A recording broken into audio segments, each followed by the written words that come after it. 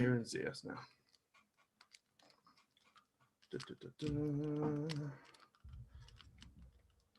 Hey folks, just getting everything ready. Live on YouTube as well. Right, let's see.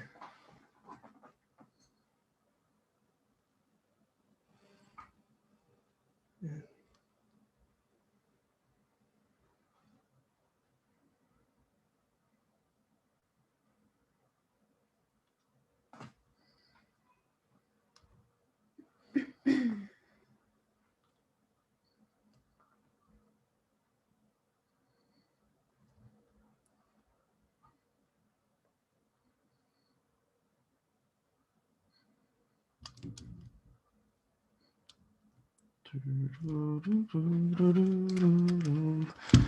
Okie dokie. Right.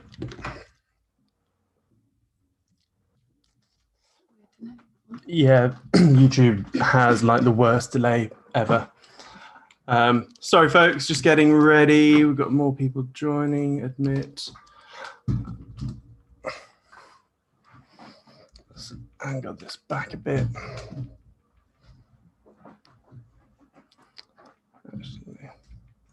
Seems like a lot of pressure.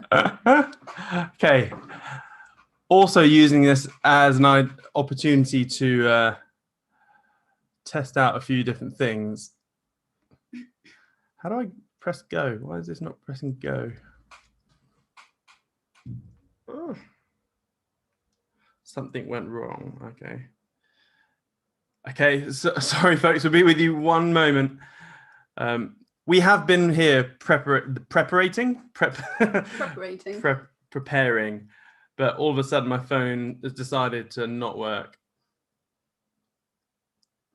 It doesn't like, it's working. There we go. Hokey cokey. So this is a weird experiment. Hey everyone, just double checking that you can all hear us. Yes, you can. So this is all going to go completely wrong. We're doing this on Facebook Live and YouTube Live and on Zoom, but we're going to focus on Zoom. Hey, we've got Tom and Chris. You're on different computers this time. They're brothers. Oh. This looks familiar. Do you know Chris? Chris, no. Yeah. Right.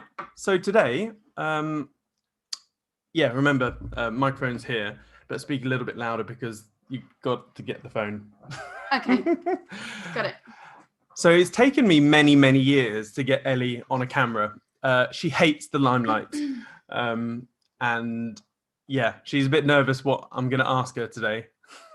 I like to prepare. I'd rather be able to prepare for what we're going to talk about rather than be on the spot, but you like to freestyle it. So yeah, we are complete opposites in every possible way. Cool. So today I thought we've been talking about business a lot in these daily sessions and side hustles and stuff like that. And Ellie has set up her own side hustle, which we're doing together, and it's going well. We've had lots of challenges. We've overcome the challenges, yada, yada, yada. And like always, please pop your comments or questions in the chat boxes, whether it be Facebook, YouTube, Zoom, whatever. We will get to the questions at some point. So I'm going to pretend that I have no idea who she is. It's going to be weird. Yeah, it's going to be weird. And then see how it goes. And hopefully there'll be some good learning nuggets for everyone here. Right, who are you? I'm Ellie. So yeah, I have a company called My Fairy Penpal. And the idea of it is that we connect children with a fairy that lives near them. So the idea is that there are obviously fairies everywhere, fairies in their garden, and that we are able to connect them with a fairy so that they can be pen pals. So yeah, that's it in essence. Cool. And I hear on the rumor mill that you have a pretty awesome husband. Mm-hmm. What's his name? Yeah, so Simon is my husband, as he wouldn't let me forget for a second. And probably he'll say, everything you're doing is wrong all the way through. But, I'm going to keep my mouth shut today. Okay, we'll see. That's not likely. You all know what I think and whatever, so you've heard me. I'm just going to try and keep my mouth shut. So, so what did you do before me? Okay. So, as in before we met. Okay. Like, yeah. Okay. So I did a creative writing degree, which is notoriously hard to ever get a job in anything to do with creative writing. But luckily, I was doing a weekend job with the local radio station. So when I left uni, they were looking for jingle writers. So I used to write radio jingles. So yeah, those really annoying jingles on the radio. That was what I did to start with. Which radio? It was called Radio Broadland then, but it's Heart now. So I did that for a bit, and it was really good. It was quite a lot of pressure to, like, you must write an advert about farming in the next half an hour or something. So it was quite a strange environment to have to be creative under pressure in that sort of scenario. But it was really good. It was a really good learning experience. And then from that, I did shopping television for a bit. Not in front of the camera, in the gallery doing producing. So that was a very, very strange world. If anyone's ever been inside a shopping television studio, a really, really strange world. A lot of pressure, very long shifts, and yeah, some interesting characters. And then from that, I went to work with some young people at a charity that works with ITV, and we did lots of creative projects about changing the image of young people in the media and stuff like that. So that was really exciting. So yeah, kind of all sort of creative things, all along the same sort of route. And why did you want to set up a side hustle? Whilst you were pregnant? Yeah, so I started Fairy while I was pregnant with our first son. The idea really was to create something that I could do from home. I was pregnant, but we didn't have any children. So it was back in the day when I thought you could just send the emails while the baby slept. Of course, anyone that knows children knows that doesn't happen and didn't ever happen. So I started it while I was pregnant, and it was kind of a chance to do something which was more me. So to bring in the creative writing thing and do something that I was actually interested in a business form. So it sort of grew from there. And also back in those days, you were all about residual income businesses. Still am. Yeah. So I remember Simon was at a meeting or something, and I was at home just thinking, what can I do from home which will create a residual income and isn't going to interfere too much with the children and that sort of thing. So yeah, that's where it kind of came from. And then we had Koa, our first born, and that plan went out the window. Yeah, and no work got done for about 4 years. Yeah, man, it's tough. They like all parents say like parenthood is tough, especially when they're young, and we're like, yeah, we'll nail it. Man, it's so hard. Like we still struggle to a degree. Yeah, I think the hardest thing I've found is that you can never finish a job. So you start something and then there's an interruption and they need something, and you have to just put a pin in it and think, okay, I'm going to come back to that. But it's quite hard to leave all those jobs kind of unfinished. So yeah. It's been one of those things where I've just had to embrace the fact that it grows slowly during kind of like that crazy time, but it's all good. Sweet. And why Fairy? Why not, like, out of all the different businesses you could do, why create a random made up sector, so to speak? Or I think, well, I knew that I wanted to do the subscription box thing because it was a way into this residual income type business, which I thought was what I should be doing. And why Fairy particularly? I think I remember around that time my dad made a comment about all the sort of plastic toys that are everywhere, like the orange and green toys that just are everywhere that children have. And I can't remember if we were starting to buy them because we were pregnant or whether it was my nephew's toys. But I remember him saying, when I was a child, all I had was a stick and a ball, and I had to use my own imagination to come up with some games. And it got me thinking that nowadays children probably don't have that same opportunity to get bored and just have something, very basic to base their imagination on. So the idea with Fairy really was to have something that was the start of an idea for them that they could then kind of run with in their own imagination. I don't know, we're in Norfolk and there's this awesome place called Bewilderwood. I don't know if anyone's ever been. But they sort of do it there really nicely in that they sort of suggest that there are goblins and things living in the woods, and you never actually see the goblins, but they have the little houses, and it's a chance for the children to imagine what might be there. So I think Fairies does that really nicely. When you think of a fairy, it leaves a lot of room for your own imagination to fill in the blanks. Awesome. And so we had the kids. Yeah. Not much got done. And then we restarted in, was it November 2019? Yeah. Yeah. I think we started by doing a few trials, didn't we? So I got a few people to do it for free, essentially, to start with. So we started to create the letters and the idea of the pen pal using some people just trialing it for free. And that kind of, over the course of a few months, built up the basis of our content and allowed me to try things out and see what worked and what didn't work. And then over time, those people kind of drifted off and we stopped it for a bit. And then we started the first sort of trial of paid people. And by then the content was a little bit more refined. Yeah. And we'd learned a little bit about what works and what doesn't work. And yeah, we had 2 children, so it was a lot of stop-start.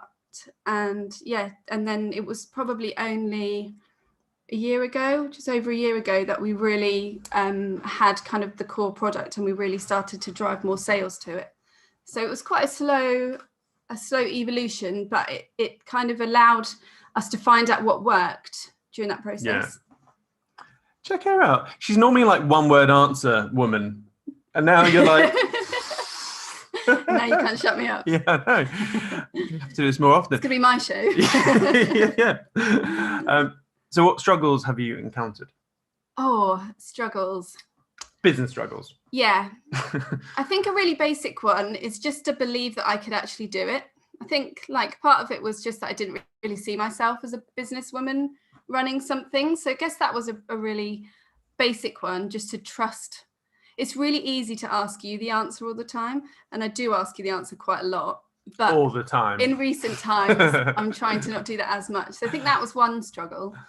Another really tricky thing that I still struggle with a bit is now that it's grown a bit and trying to manage it with parenting is another thing, which has meant that obviously we've brought in some people to help. So hiring staff and then managing staff, I've found massively challenging. Let's elaborate more on that then. Yeah, I think like first initially in the interview process, I find it really, really hard to pick someone who is the right fit and that's the right fit for me and the company and the right fit, for them. Someone said to me, oh, you don't need to be best friends with somebody, they just have to work with you. But actually I've found that you do have to have quite a good relationship with them, because it's almost like bringing them into your family. It's quite a personal thing, especially when you have a very small business. To our annex. And they're literally not in our house, but next to our house. Yeah. So you do have to like them. But yeah, I think that's been challenging with the staff and challenging in that I'm not always the best at communicating things. Like, there's been times where I've assumed they know what I'm looking for or... Oh, yeah. Let's talk about that. So this is something which I found years ago, that we always presume people know stuff. We presume that people know how to turn on Microsoft Word or use an Excel spreadsheet, or hell, just how to turn a freaking computer on. But in experience, that's not the case. We've met so many like potential staff members and existing staff members who literally have never used Microsoft Word or Microsoft Office before. And so we're like, oh, just do this, this, and this. And it's like, oh, that has been struggling. Have you found that more with the older people or the younger people with your biz? I don't know. I don't know if I would. I don't know if I would say it was down to an age thing. I think it's about gauging somebody's expectations maybe when they start and learning kind of whether you can communicate well with each other. And I think it's always also a really difficult judgment of, I find it a really difficult balance between making sure stuff doesn't go wrong and keeping tabs on what's happening to not micromanaging them. Yeah. Um, But, so but when you're not micromanaging, yeah, shit falls to pieces. sometimes, but then I always try and think to myself, what system didn't I put in place that allowed that problem to happen? We had something recently where we obviously acquire members, so I didn't explain very well, but people pay per month to receive fairy letters and gifts and stuff. And so along that process, some people will, cancel, or some people will keep going. And we didn't have a definite enough system for checking that people were still paying. And the system that I thought was working. And then we discovered a month or so ago that system hadn't been working, and I hadn't picked up on it. And we had about 30 people who weren't paying and were still receiving packages, which is quite a lot. I didn't even go back and do the maths about how much money that was.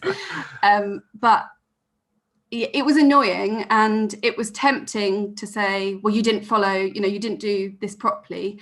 But I think I've learned that for stuff like that, you have to have like a several pronged system. If it doesn't get caught by the first part of the system, it needs to get picked up by the second part of the system. Yeah. And just that with stuff that's really important, you can't afford to go to sleep on it. You do, I should have had those at least quarterly systems in place to check myself. But I think that is a really difficult thing to judge between passing something over to someone else and trusting them and not allowing stuff like that to happen. So what did you do? I did the audit myself, painstakingly. I went through every single person and checked it. And then we've got a couple of really, really good girls in the office now. They went through it as well, along with one of Siam's team. So we double checked. And then we've put in a system where they'll check every month, and then I will check every quarter. So yeah, when stuff like that happens, I try not to count the amount of money that was lost. I just try and think, okay, that was a really expensive lesson, to make sure that I have those systems in place. And would you say you're too nice or too hard as a boss? I find it really hard to get the balance, something I really, really struggle with. Yeah. Because I like to keep a really nice atmosphere in the office. And I think that's really important, because once you lose that, it's very difficult to get it back. But it's also important to really clearly communicate what you want. So I find it difficult. I don't think I'm either too nice or not nice enough. I think I sometimes struggle with making sure I've been clear. I think that's what it is. Yeah. So just to elaborate on that point, in the past, Ellie may have sort of not hinted, but sort of hinted, hey, can you, I don't know how to put it into words, but there's a task that's need doing, and Ellie's told the person, hey, can you do this, but sort of worded it in a way that is more of a hint than an order or whatever. And then the staff members obviously just went right over them, and so how are you now being more clear or more blunt? I think so I'm saying it really clearly, and then I'm checking that they understand, and then I'll probably say it again. And sometimes they do look at me like, but I try and finish with a smile. But I think it is more for me, because quite often I'll feel like I've been really clear about that. That was really clear. And then you'll go, no, it wasn't. And I think, what? How could they have misunderstood that? So I think, that's definitely something about myself that I've learned, that I'm obviously waffling on, and I'm trying to be more direct, and also maybe put it in a WhatsApp as well, to just drive it home. But it's something that I've struggled with. Yeah. In fact, this is one thing which the military has really helped. So in officers training, when we're learning how to command troops, so to speak, there's a terminology called SMEAC, and it stayed with me ever since I was 18. And SMEAC means for situation, mission, execution, any questions, check, understanding. SMEAC, situation, mission, execution, any questions, check, understanding. So these days, whenever I have a new task or whatever, I always go through SMEAC, even if I do it subconsciously. And the reason being is that context is super important, because you could give a task to someone, they go, yeah, whatever, it's not that important, because they don't understand the context. So it's like situation. We got loads of customers which are not paying, and they've slipped through the thing. This is bad. Mission, we need to find out who the non-payers are, and how to fix the gaps of our systems. Execution, we're going to do this. We're going to have this backup, so it never happens again. Any questions? Answer their questions, and after that, check understanding. So then each person in the team go, right, so tell me what you understand by this bit, or what is your role in this bit. And so, yeah, don't use SMEAC. It freaking works. The military have been using it for decades. Sorry, I must shut up now. Sorry. Yeah, I need to do more of that. So Ellie has hired some absolute belters of staff in the past. Are you being sarcastic? Yeah. What have you learned from that? One member of staff used to steal from us. Another member, in fact, there's no point going on. But yeah, what have you learned from those train wrecks? I've hired some good ones as well.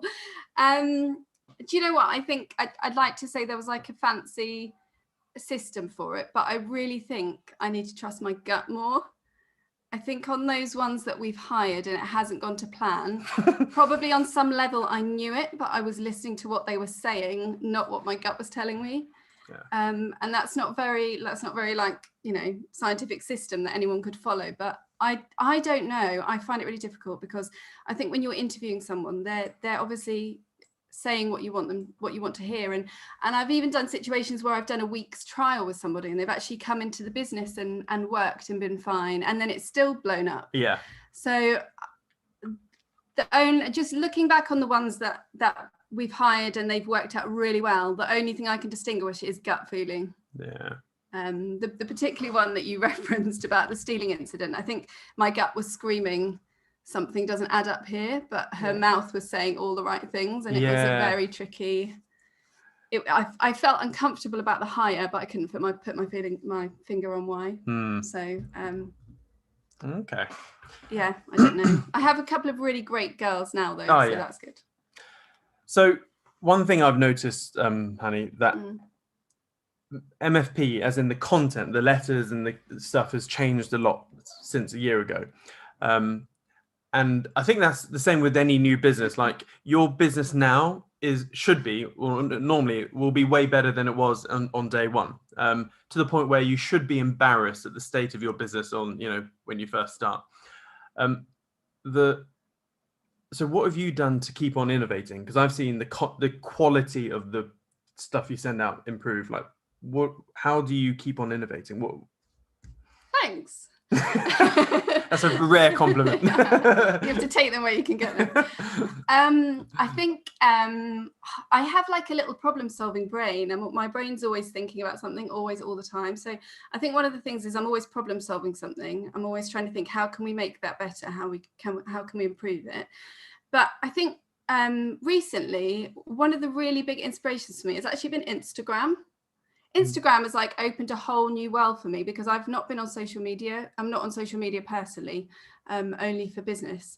And I hadn't been on Instagram, or I hadn't, opened it or done anything with it until recently. And suddenly this whole world of stuff just hit me.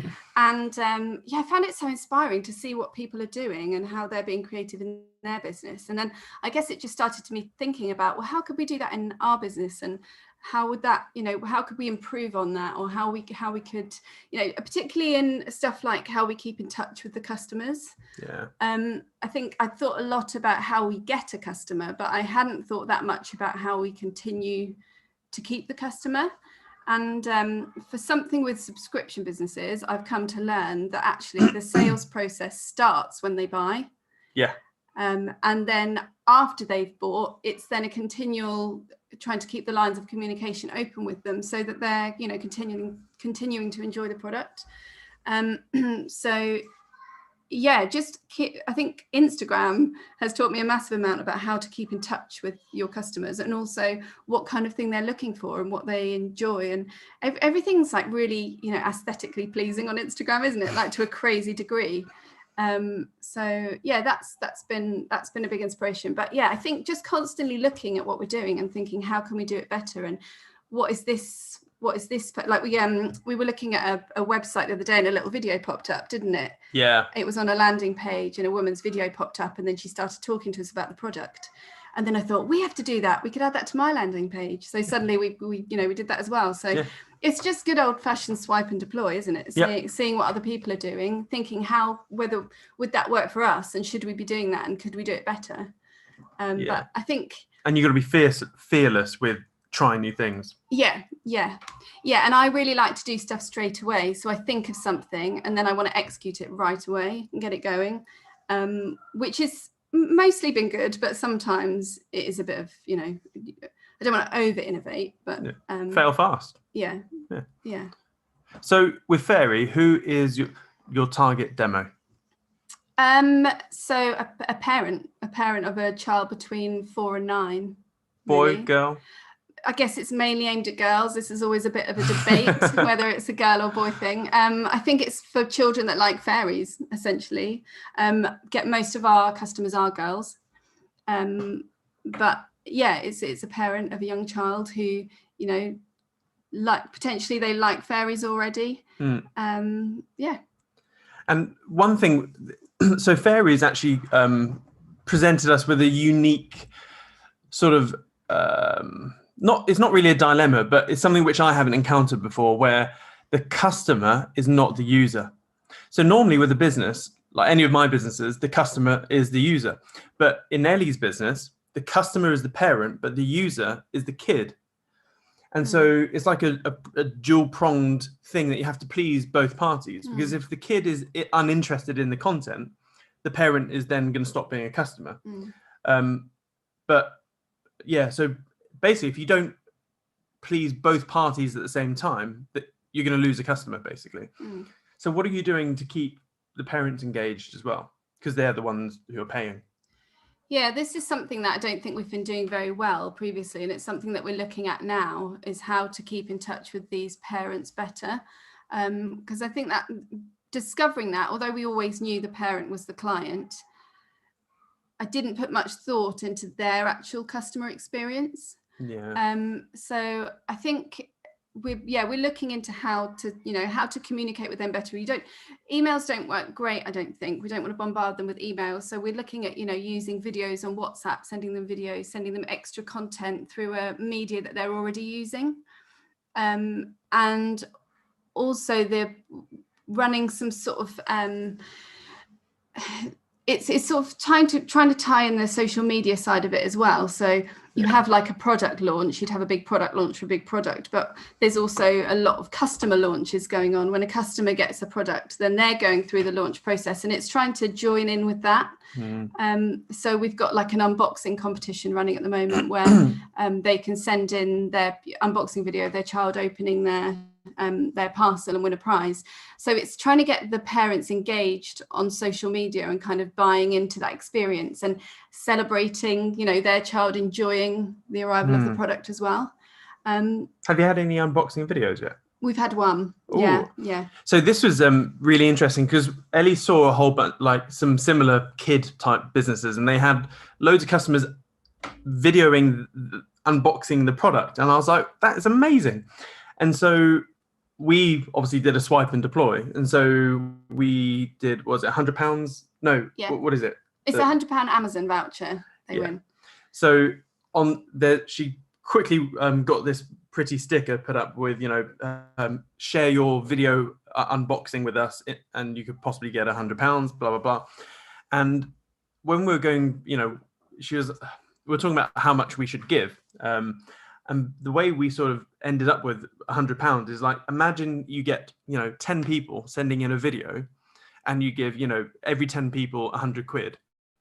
Well, that's only £10 for an unboxing video, which is actually really cheap for a good, genuine video, video testimonial. So like, perhaps if you have a business here, is there a way that you can do that yourself? Because it's really powerful, because let's say we only do it once and we got 10 video testimonials, we give away £100. We now have content of kids opening up and their genuine reactions. We can use that for adverts, all sorts of stuff. So yeah, I thought that was pretty cool, honey. And also, like people love to be involved, don't they? They love to share those videos on Instagram and feel like they're part of something. I think that's important with the parents, is to make them feel like they're part of this kind of, community. Yeah. Which is still something that we're trying to figure out, I think, and bring in a bit more. Yeah. So what are your goals with MFP? The dreaded question.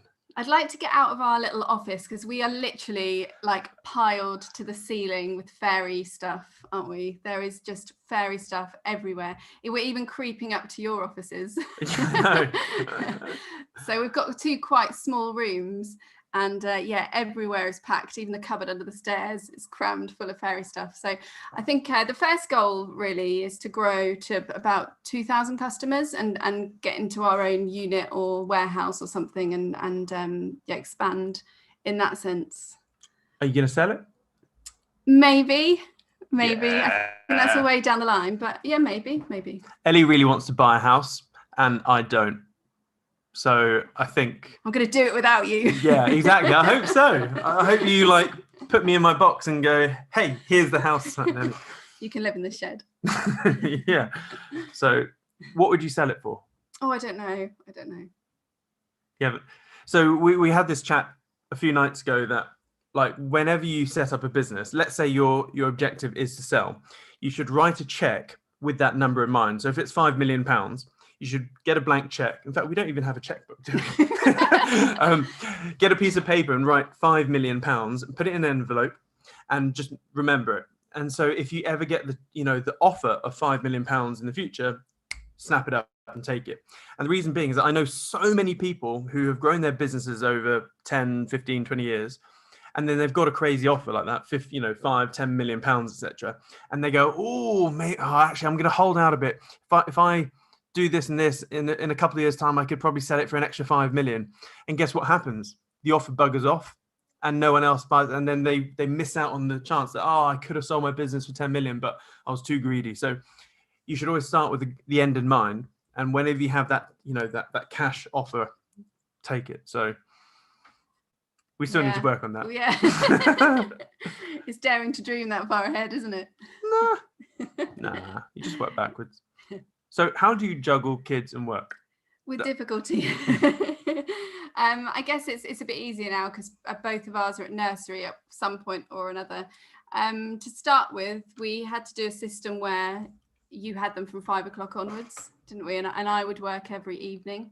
So there was a bit of time share where I'd do all the mornings and you do all the evenings, and I just worked in the evening. But now that it's grown a little bit more, it's become a bit easier, and the boys are at nursery and stuff. But I think that's one of the things that the staff help with, but also is tricky, because you do have to just trust them to get on with it. Yeah. I don't always have that time available to sit down and do a 6-hour audit of the customers to check that they're all there. So it's not always easy, but it's definitely paid off, I think, because it has allowed me to stay at home, or work from home while they're little. So it's definitely paid off. But yeah, it's just accepting sometimes that you have to leave that thing half finished. And maybe you haven't done the audit fully or whatever. You just have to kind of breathe and let it go. Trust someone else to do it. Yeah, I think having a team is so important. So we got it to the point where it was a one-man or one-woman band, Ellie, and we got, within the first year, £4,500 a month profit, which is great. Our target was £3,000 a month profit. But the thing is, in order to have a sustainable business where instead of buying yourself a job, you've got to convert that initial profit into staff. So we convert that £4,500 a month profit into 2 full-time members of staff. So we're left with a little bit of profit every month. But the beauty of that is if Ellie ever gets caught up with kids or is too busy or whatever, she doesn't necessarily need to feel guilty, because there's still 2 people putting 40 hours a week into the business. So there's still 80 hours a week of work being put in. So, and that's the key thing. You really, the success of a business is I guess the aggregated combination of work hours put into a business. I've got this rough rule of thumb that when you put 20,000 hours of work into a business over a period of time, that business gets to a nice level. Anyway, so let's go through the questions now. I'm going to start with Zoom. Zoom always has priority. I very much appreciate you, Zoomers. So Tara said, that's exactly how I feel parenting kid and a biz. Yep, it's tough. Helen, How did you overcome the self-belief thing? Good question. This is something I struggle with and it holds me back. Oh, dynamite question. Yeah. It's quite a long answer. I think I guess I've grown up with an idea of what I would do or who I would be. So for me, it's just been a series of really slow changes, I think, and just knowledge, I guess, learning more, reading more, and gradually just keep reminding yourself to, to just trust your instincts and trust that you can do it. But I think, yeah, self-belief is definitely a big thing, because I told myself a lot of stories about what I could do and what I couldn't do. And then it's kind of reminding yourself, well, actually, maybe I can do that. I'll just go for it. And what's the worst that can happen? Yeah. But yeah, it's a big thing, I think.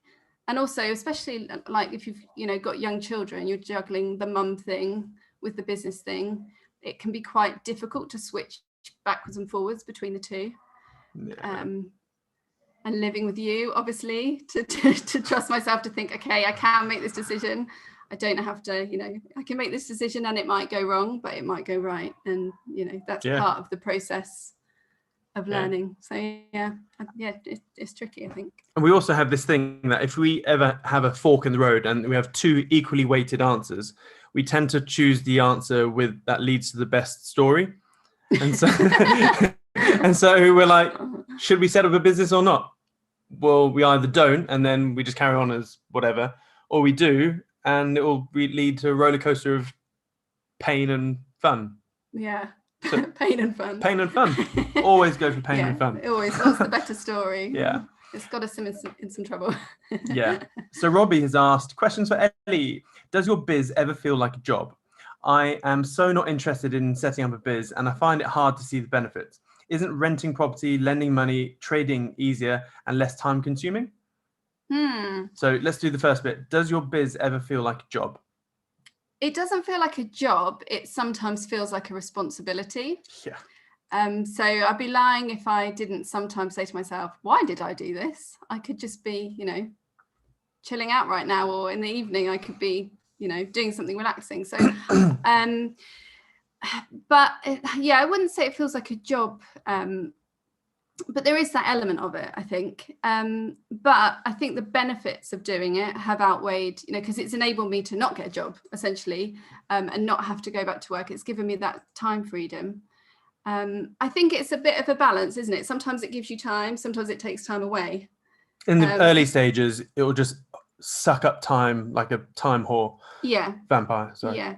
But it's something you're building. I think it's also like, I know sometimes people say, the idea doesn't matter, but for me, the idea did matter.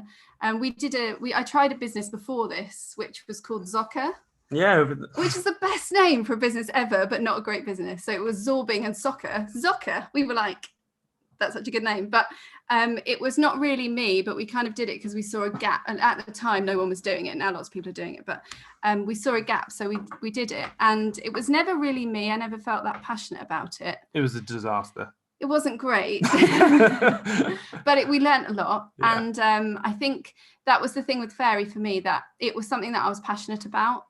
So it took away that sort of, thing of, the feeling of Zocker of, oh, we've got to do this again. It took that element away. So I personally think it is important to like what you do.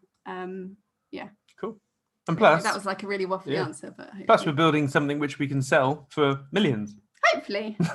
And we're making something awesome that when we get loads of letters come back from the children. The children write to their fairy and they say the most beautiful things. We had one little girl said, you're my best friend, or you're my only friend, or something, and they really confide in this fairy. And I think when you read stuff like that, you realize what an impact it really does have. I don't know if you can see, I've just shared my screen. So this is the landing page that we're driving traffic to at the moment. It loads a lot faster, but my internet's shit. So here is the pop-up video with a great thumbnail of Ellie. Wait. I tried to get him to change the frozen image, but apparently it couldn't be done. But yeah, this is that wall. So there are more letters than that, aren't there? Then we haven't got them all up yet. It's it's a continuing thing. We've got a massive box of them, but these are the ones that have got up so far. But the letters are just amazing. They're so sweet. Yeah. So that's that. Let's stop the share. So Robbie, regarding the other part of your question, comparing the benefits of a business compared to the other stuff, I think that's a really good question. We should use that for perhaps tomorrow's session. That's a good idea. So yeah, that would be good, comparing to do a business or not to do a business, etc. You then said, if your business is like a hobby, then fab, you found the secret formula. Yep. So Tara Smiak, I would suggest with execution, you wouldn't give it as an order. You would ask it as a question. I agree. It's better if you get the team to come up with the execution, as in the way they're going to do it, the method. That's what I always do. I think that's the really delicate balance, isn't it? Between being clear, but also allowing for that, creating that team where people do make those decisions. Yeah. I mean, these days I just go like, so here's the situation, here's the dilemma, how do we fix it? And then I just shut up and let the team come up with solutions. And then I go, yeah, let's do it. And then when it goes to check understanding, well, they came up with the solution, so they understand the solution better than you do. So yeah, I agree, Tara. Tim Barton, plan the trade the plan. Amen, brother. Robbie, most women want a home/house. Most guys would live in a shed. Compromise. Yeah, true. I could literally just live in a room in fact I do pretty much. So Gaz has asked, Ellie, have you joined the WAP yet? I have joined the WAP. Have you watched any of the videos? Yes, I have really? watched all the videos, yeah. I call bullshit. No, I've watched the Facebook ones. Thanks, whoever that was. I watch every video religiously. What was the last video? She watches nothing. I've watched some of the WAP ones. They're very good. I recommend. Lies. Pure lies. Robbie's also asked, can you ask Ellie what the price of Bitcoin will be in April 2024? You could ask.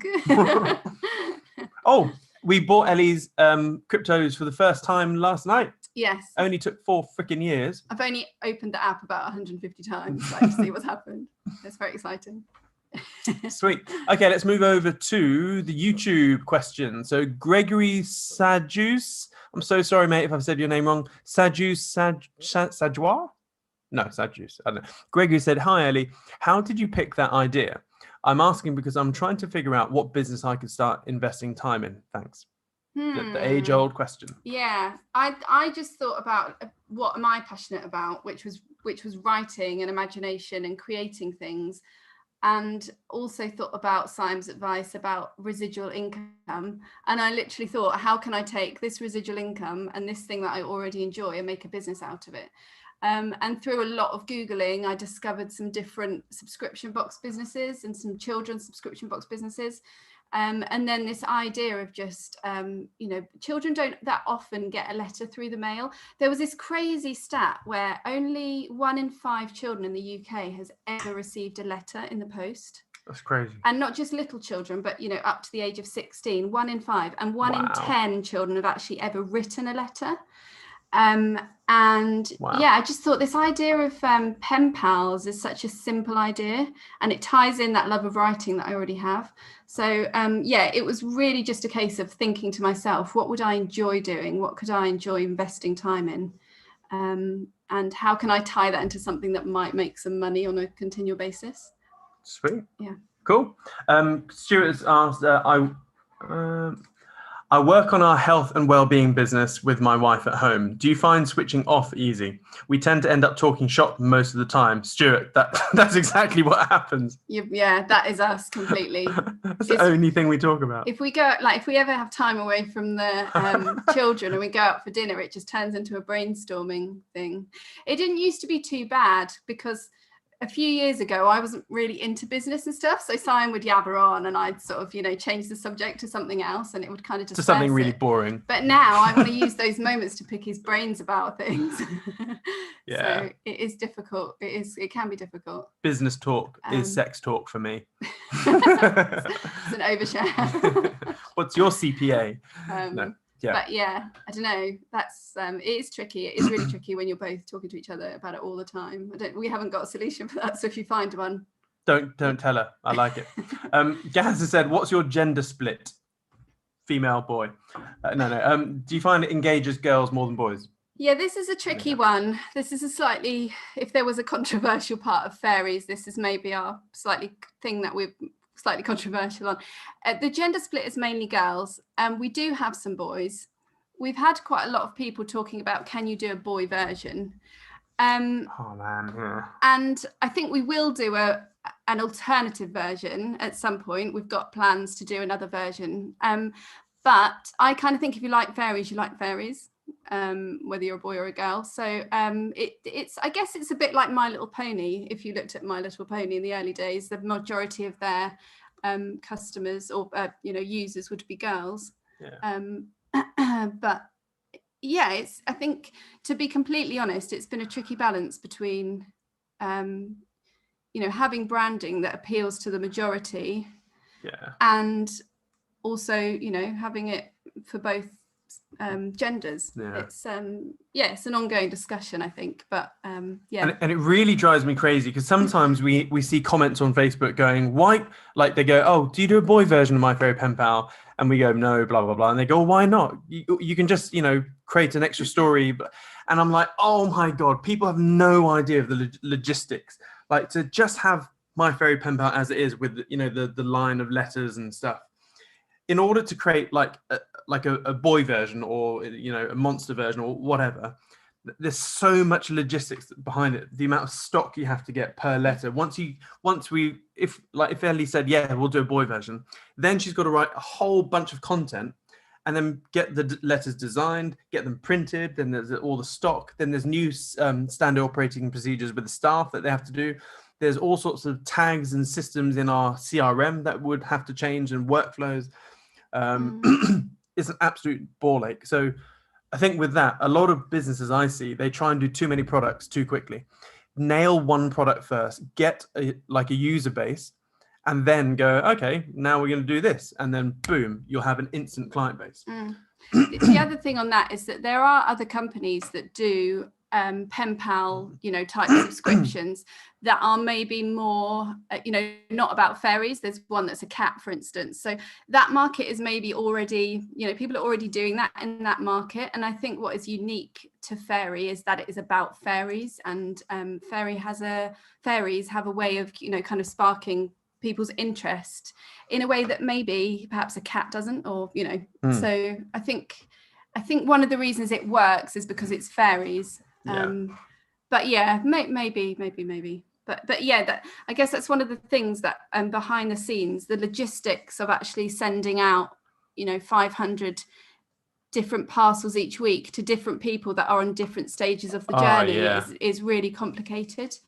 It seems like such a simple business, My Fairy Penpal, but it's not. It's not so, because the letters follow a quest and they have, different gifts each week. So it's the logistics of managing, you've got 100 people on week 4 and you've got 200 people on week 5, and you've got, and making sure that everybody's getting the right thing at the right time. Yeah. The is amount of quite stock. complicated. Yeah. So Summon the King on YouTube has said, how do you test if your idea will be profitable in the market? So we're running short on time, so I'm going to have to give quick answers here. We just do Facebook ads. You create a landing page, you drive Facebook traffic to the page and see if people buy. If they don't buy, you know that your offer is bad. And we did that. We did so many tests. Like one of the first tests I remember was it £45 for 3 months, and no one bought it. Then we did £30 for 3 months or whatever. No one bought it. And then we just kept on tweaking the offer until it was £15 for 8 weeks, and then so that's how you do it. And so we probably wasted a good grand or two in ads just trying to find the right message. Gregory's asked again, Ellie, could you please elaborate on system, examples of steps to achieve what? Oh, the systems, that's a big question. The systems, like what systems we have. There's like CRMs. Could you elaborate more on the question? Because that's a pretty big question. Sorry, were you going to say something? Yeah, I'm wondering if you means like what, having systems in place. Probably. Yeah. So like one thing you should always do if you have a business is get a big piece of paper and then just draw a line. So start to finish, and that is your client's user journey or your user journey, and literally map out everything. So on day 1 they get this, day 2, day 4, week 2, etc. Whether it's a text message, a piece of paper like in the post, or an email, just map it all out. And then once you've mapped out every little touch point of your client, you then got to create a system that facilitates that. So all the online stuff is done by our CRM. We use Drip. You can use ActiveCampaign or anything like that. And then we got various Google spreadsheets to do the other stuff. So we have like both of us, but you as well, were inspired by you really. We have a massive folder of SOPs, standard operating procedures. So every single job that the team do is written down step by step. So literally click on this box, then click on that box, then type this, then click on that. So in theory, they should be able to come in and do every single job just by following that set of instructions. And that's been so important because if quite often, if they don't follow something methodically and they're doing it in that order, things get missed from experience. Yeah. It's funny. We were talking yesterday about so we've got a big campaign running at the moment, and we've got sales coming in every day. And Simon said, "Oh, are you sending the parcels out the same day?" And this is one of the things that I've learned from the last time that we've done it, that if we don't follow the system that we've set for sending out parcels methodically, stuff gets missed. So if we send parcels out the same day, the team will be jumping around from sending this one to going back to adding that to the spreadsheet. And then they'll think, oh, I'll just do that bit on the spreadsheet later and I'll just send the parcel instead. And then they don't come back and do that bit. So we had to put a system in place where we said that the day after we will send the parcels out, and then you'll start in the morning with the complete list of sales, and you'll go through the system methodically. And that's just one of those compromises where we would really like to get it out on the same day, but we've learned from experience that if they don't follow that system in a set way, they'll forget parts of it, and then you end up with a bit of a mess. So I guess that's kind of what I meant by systems, working out those processes that work. Trader Oliver on YouTube has said, can this apply to a business like the Realistic Trader, zero-sum game? Can you elaborate a bit more on that, Trader Oliver? I'm not too sure. I mean, the Realistic Trader is, I guess, a recurring revenue business, I guess. So let's look at the Facebook questions. I've seen a few here. Oh, my Lord, there's a lot of questions here. Stand by. So Rosie says, hi, Ellie. Hi. We've got Adrian Whiteman. Hey, mate. Adam Kerrigan is living with Siam as nightmarish as it would seem to the casual observer. It's a roller coaster. What? I'm not gonna lie. Siam's actually very calm now. When he was younger, when we first were dating, he was actually, I have to tell you this story. So Siam used to be in the Air Force, and he used to take me to these like Christmas balls, you know, like summer balls and Christmas balls. And I never really knew anybody because I'd obviously just go for the weekend. And we went to this ball, and Siam would always like just ditch me the moment that we got there and go and get drunk. And I'd just be like there with the other wives and girlfriends being like, hi. And we went to this particular ball, and he was absolutely wasted. Standard. And we walked back. I can't remember why we walked back, but we walked back through the mess, the officer's mess, to his room. And then he went into the bathroom, and he was in there for ages. And I was thinking, oh my God, he's died in the bathroom. Like, he was not answering. I was hammering on the door. I was sitting out there for about half an hour thinking, okay, he's unconscious in the bathroom. And there was no one around. It's like, I don't know, 2 a.m. And I managed to prise open the door, and I got into the bathroom, and the window was open, and Siam was not in there. And he had climbed down the drain pipe of a 3-story building and had been back on the dance floor for the last 20 minutes. And that is what life as Siam is like. No, that was when I was in the Air Force, because I was all about party, party, party. Yeah. And you were not partying. I wanted to dance. I was partying in a like, civilized boring way. So yeah. So this Siam that you see today is a very much calmer version. No, I seriously think I'm the easiest person ever to live with. If you just leave me alone. If you leave him alone, he's fine. That's great. Yeah. All I need is to sit in my room by my computer, be fed once a day. Basically, leaving him alone is the main criteria, and then he's fine. Yeah. I'm an only child. I like being on my own. Yeah. So Anika During, hey, long time. Wow, some old faces here. Rosie, my children love flower fairies, stories and colouring. I can't see it. My 5-year-old. 5-year-old granddaughter loves them now. Is that Aw. a thing? Flower fairies? Is that your thing? Yeah, Flower Fairies is a book. Oh, But I've no, never heard of yeah, it. no. I think Fairies is great for everybody. I think everyone has nice memories of childhood. Never heard of them. Cool. Mark, how do you keep up the content for the boxes? Can't really see the creativity side consistently every other week. Yeah, it can be a challenge. I think we're at like letter 75 or something. So it's fairy letter 75. It can get a bit trying. I think the first part is that the fairy goes on a quest to save the fairy kingdom, so it reads a bit like a story. And then we've just looked at little things that you can have that goes along with fairies, like we've got a fairy finding kit and that sort of thing. So I guess writing the story came initially, and finding writing it much like you would write a book, I guess, but broken down into letters, and then thinking about what gifts would go along with each thing. But yeah, it's a lot of Googling, I guess, and trying to come up with new ideas, and talking to the team have come up with some really great ideas as well. Yeah.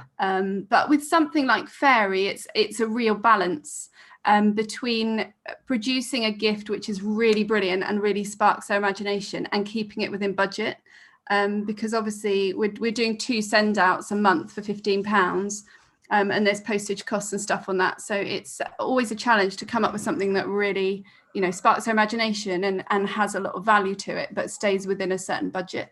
Yeah. Trader Oliver's come back on YouTube with this question. He said to sell in the end. So I think he is saying, if you had a business like the Realistic Trader where you are the main person, how do you sell that business? Like, can you sell that business? And you can. What typically happens is you will probably sell your business to another person in that field. So for example, there's another, so in the trading education industry in the UK, there's a well-known trader who tried to sell me his business for £2 million a couple of years ago, and I almost bought it. For various reasons I didn't. But yeah, so other people would buy those businesses. But also, if let's say you wanted to remove yourself as the focal person, you would just have to find a bunch of people, like 4 or 5 mentors or people, to basically replace you, and then get the whole business running on you. So what's his name? So I've got a mate called Lee Sanford, who's like an ex-footballer but a trading educator. I think he runs the Trading Academy or something like that. He's completely removed from that business now. He's just got mentors running the whole thing, so he's done well there. So Mark Pavade, what aspect of the business do you outsource, and at what point did you outsource? The letters were the first thing that we outsourced. So I should have brought one up to show you, but the activity sheet, the envelope, is actually hand folded. This was a lesson actually with this kind of thing, is that when I started this, we had 13 people on a trial, and I thought, wouldn't it be an awesome idea to create an envelope which folds out into an activity sheet? Yeah. So we created, I should have bought it, but there's probably one in the spare room. It's a square sheet with the actual activity on it, and then we hand fold it into an envelope, which is fine when you have 13 people, but when you have 500 or 1,000 people, that's 1,000 envelopes that's got to be folded a week. So the first thing that we outsourced was the folding, and I started by just having someone who worked from home, and yeah, here it is. Yeah, so the letters. Yeah, so it's just a square piece of paper, and it folds up into the envelope. And we thought about doing away with that and finding a way to, do it quicker. But I think it's a really nice part of it. It's a really nice. We really like it. So we fold these every week, hand folded for each letter. And believe it or not, there are people in this world that cannot fold paper. I shit you not. How many people have we found that cannot fold paper? I think I've learned that there is a part of the brain that is that require, some people are good at some things and some people are good at other things. And I was surprised to find that some people do struggle with it, but like completely incapable. Like in trial sessions, we're like, okay, fold this, and Ellie will go, right, just fold it here, and they were just incapable of folding paper. That blows my brain. But I think that there is a really interesting point there with scaling something, that with Fairy, I'm constantly struggling between making something that looks really handmade and personal and not not giving myself too many jobs. We've got a lot of things that require, preparation. There's bracelets that have to be threaded. We have a little Instagram card where it has some fairy wings stuck onto it, so it like stands out. And all of those things look so lovely and they give it a feeling of homemade. But I'm always thinking to myself, how long is that going to take? And can we do that on massive scale? So yeah. But sorry, letter folding, that was the first thing, wasn't it? Neil, okay, oh yeah, we've got to wrap this up. Groups, okay, I'm just trying to go for how have you automated MFP so far? Staff and systems like electronic systems, etc. So all the CRM type stuff. Adam, are you going to bring out a version for the other 2,351 genders? If not, you are monstrous human beings. Yep, I guess we're going to be monstrous. Would you ever do email marketing for MFP in order to keep in touch with your clients for future promotions and campaigns? Yeah, that's something we're looking into. People do open emails, but we don't get massive responses from emails. So I'm looking at the moment into other ways to communicate with the customers, like Facebook groups, parent club on Facebook groups, and WhatsApp messaging as well. Because although we find the open rate of emails quite high, people actually doing things in response to them is not always as successful. Yeah. So we're going to have to end it with the last two questions here, folks, because we've got Grandad looking after the kids. And this is the thing of juggling mumming and working, isn't it? You've got to go.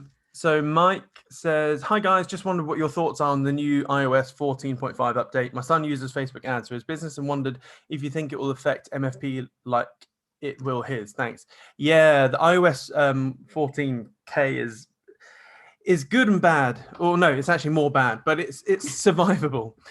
So for example, the cost per lead we used to get was about 15 quid CPL. The CPL we're getting now is averaging around 25 to 30 pounds. So we're almost double our CPL. So you've got to make sure that your business is profitable, even with your CPL cost per lead doubling. But it's not the end of the world. You can still do custom conversions. So that's the thing. Whenever you do Facebook ads, do not just drive traffic to a random landing page. You really, really need to use the conversions function. So what happens is that you put a little cookie, or basically you take the thank you page. So when someone buys something from you, they'll then get the thank you page. Or you need to put the Facebook tracker or the code on that thank you page. And then you tell Facebook to go, look, we're looking for people to get onto this this thank you page, and that is basically a sale. So that's what's called a custom conversion. And so when you do your custom conversion Facebook campaign, the moment you press go, Facebook enters a learning phase, and you need 50 conversions to get out of the learning phase within about 3 days. If you don't, a whole ad campaign says learning limited, and Facebook throttles your campaign and just doesn't get out there. And so we had this dilemma that we were just under the 50 conversions within three days. And so we had to work out, okay, we're getting our CPL is roughly, what was it, a 30 quid CPL. So in order to get 50 conversions within 3 days, we had to basically put the ad spend at 600 quid a day. So Fairy is now spending £600 a day ad spend. We got through that 50 conversion threshold, and now it's booming to the point where this is obscene. I'm going to show you this because it's just ridiculous. So if you can see my screen, just waiting for the internet to catch up. We go to My Fairy Penpal. So at the moment we can see that. So we've tried a few different campaigns, but the one we started on the 23rd of April, so 5 days ago, got 110 conversions so far, which is pretty good, averaging £25 CPL, which is good. But if you look at the actual ad, it's insane. Look at this, 170 shares, almost 400 comments. And they're all positive comments. We have to delete the odd idiot every now and then, but there's not that many idiots. You don't get that many people offended at Fairies. No. Whereas my adverts is like every comment is a troll. So yeah, it's just It literally is magical. So yeah, so you just make sure, Mike, make sure your son is doing conversion campaigns, and you need your ad spend to be big enough to get through that learning phase. Adam can't fold paper. You are a very special person. So, Gaz said, did you see that James Sinclair, Jimbo, has just bought a sand art business? Might be worth tapping up. Interesting. Time for engagement. Yeah.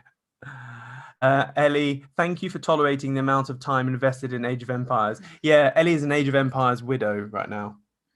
Yeah. Cool. We've got to go and relieve Grandad. Take Romy off his hands. Thanks everyone today. Thank you. You're quite nervous? It was exciting. Yeah. And thank you. Much appreciated. And thanks for being a warm audience. Facebook, YouTube, and Zoom. So tomorrow, if I can remember, we'll do the is it worth setting up a business, the pros and cons, yada, yada, yada. So see you tomorrow, 12 o'clock.